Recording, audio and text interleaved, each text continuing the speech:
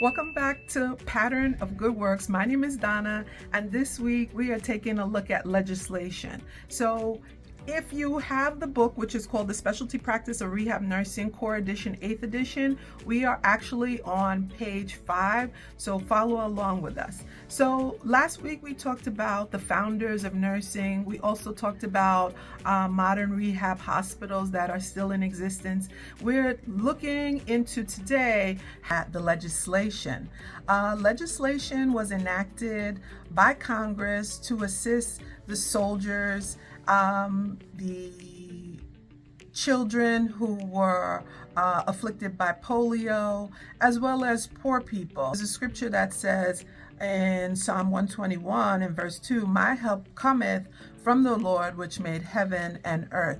So this is the way that the Lord sent help, by having legislation that would prevent discriminatory practices against these vulnerable populations. The soldiers who were amputated or injured, who survived, how were they going to get money? How were they going to get services? As well as those children who were affected by polio, they also needed help. So the very first act that was enacted was called the Smith-Fest Act of 1920, which is also known as the Civilian Vocational Rehab Act. This act was the first act on the books. This was the first law in the books for rehabilitation needs. There were 3 amendments: an amendment in 1943, an amendment in 1954, an amendment in 1965. And these amendments really dealt with the needs of soldiers. How were the soldiers getting rehab, and rehab needs of the soldiers? The next act or legislation that we'll look at was the Social Security Act of 1935. So in 1935, before that time, there were no monies available for individuals. So the Social Security Act put monies aside for income maintenance. System was established. There also was therapeutic services for children, as well as vocational rehab programs.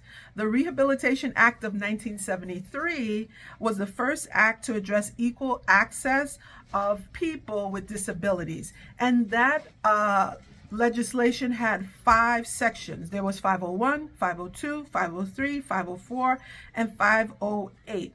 In 508, you will actually see the electronic health record emerging. In 1975, there was legislation put on the books for education for all handicapped children.